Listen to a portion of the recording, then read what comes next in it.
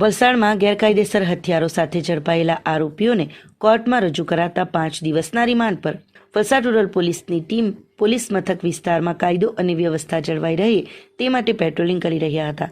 જે દરમિયાન વલસાડ રૂરલ પોલીસની ટીમને વલસાડ પારનેરા હાઈવે ઉપર આવેલી કૃષ્ણા હોટેલના એસી રૂમમાં જમવા માટે આવેલા 2 યુવકો પૈકી એક યુવકે કાળો શર્ટ પહેરેલ છે, જેણે કમરમાં પાછળની સાઈડ ઉપર પિસ્તોલ લગાવી છે, જ્યારે બીજા યુવકે સફેદ શર્ટ પહેરેલ છે અને તેણે કમરના પાછળના ભાગે મોટું ચપ્પુ લગાવી હોટેલમાં જમવા આવ્યા હોવાની ચોક્કસ બાતમી વલસાડ રૂરલ પોલીસની ટીમને મળી હતી।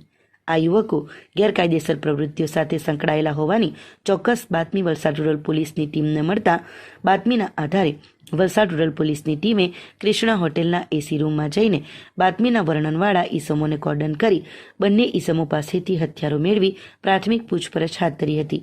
ઝડપાયેલા નીતેશ રમેશભાઈ કટારિયા અને ગૌરવ ગૌરીશંકર ડોંગરેની પ્રાથમિક પૂછપરછ કરતાં હથિયાર રાખવા અંગે પરવાનગી ન હોવાનું જાણવા મળતા બંને ઈસમોની અટકાયત કરી પિસ્તોલ, જીવતા કારતૂસ, ચપ્પુ અને 2 મોબાઈલો મળી કુલ ₹20,900નો મુદ્દામાલ કબજે કરી વલસાડ રૂરલ પોલીસ મથકે ગુનો નોંધી આગળની તપાસ હાથ ધરી હતી। વલસાડ રૂરલ પોલીસની ટીમે બંને આરોપીઓને કોર્ટમાં રજૂ કરી 5 દિવસના રિમાન્ડ મેળવ્યા છે। આરોપીઓની વધુ પૂછપરછ કરતાં આરોપીઓ મધ્યપ્રદેશ વિસ્તારના છે। તે વિસ્તારમાં હથિયાર વટદાર વ્યક્તિઓ હથિયાર રાખી ફરતા હોવાથી આ બંને યુવકો પણ વટ દર્શાવવા હથિયાર રાખતા હોવાનું જણાવ્યું હતું। મધ્યપ્રદેશથી બંને યુવકો દમણ ફરવા માટે આવ્યા હતા। દમણ ફરીને પરત ઘરે જઈ રહ્યા હતા। હોટેલમાં જમવા રોકાયા હતા, જે દરમિયાન પોલીસે ઝડપી પાડ્યા હતા। એક આરોપીનો ગુનાહિત ઇતિહાસ હોવાનું સામે આવતા વલસાડ રૂરલ પોલીસની ટીમે આરોપીઓના રિમાન્ડ મેળવી આગળની તપાસ હાથ ધરી છે। વલસાડ રૂરલ પોલીસ સ્ટેશનના ડિસ્ટાફના માણસો પેટ્રોલિંગમાં હતા।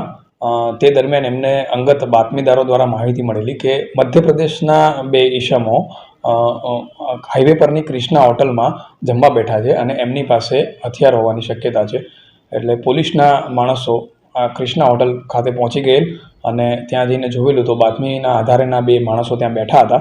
એ દરમિયાન પોલીસે કોર્ડન કરી અને અંગઝડતી કરેલી હતી। અંગઝડતી કરતાં આરોપી પાસેથી એક પિસ્તોલ મળી આવેલી, જ્યાં પાછળના ભાગે એમણે ભરાવેલી હતી પિસ્તોલ હતી। એના ખીચામાંથી 4 જીવતા કારતૂસ અને ચપ્પુ પણ મળી આવેલ હતા। એટલે પોલીસની ટીમ આરોપીઓને લઈને પોસ્ટે આવી અને આગળની કાયદેસરની કાર્યવાહી હાથ ધરેલી હતી। હાલની પ્રાથમિક તપાસ દરમિયાન આરોપીની પૂછપરછ દરમિયાન એવું જાણવા મળ્યું છે કે આરોપી મૂળ મધ્યપ્રદેશ ઇન્દોરના છે અને બંને ઇન્દોરથી અહીં દમણ ફરવા આવેલા હતા અને હથિયાર બાબતે પૂછતા આરોપીઓ જણાવે છે કે હથિયાર એ લોકોએ મોજશોખ માટે અને એક લોકોમાં ડર ઊભો થાય એ માટે રાખેલ હતું।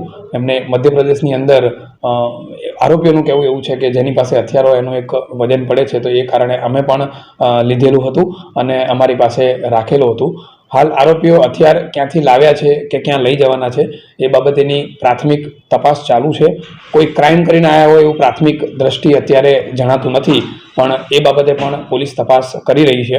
આરોપીના દિન 5ના રિમાન્ડ મંજૂર થયા છે, એટલે આ દરમિયાન આરોપીની તમામ ઝીણવટભરી તપાસ કરવામાં આવશે।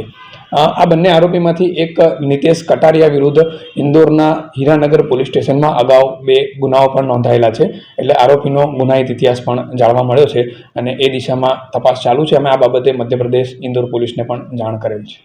આરોપી પાસે હથિયારનું લાયસન્સ કે એવું કશું મળી આવેલ નથી, દેશી બનાવટની પિસ્તોલ છે। અમારી લાઈવ ન્યૂઝ 24 ચેનલને સબસ્ક્રાઇબ કરો,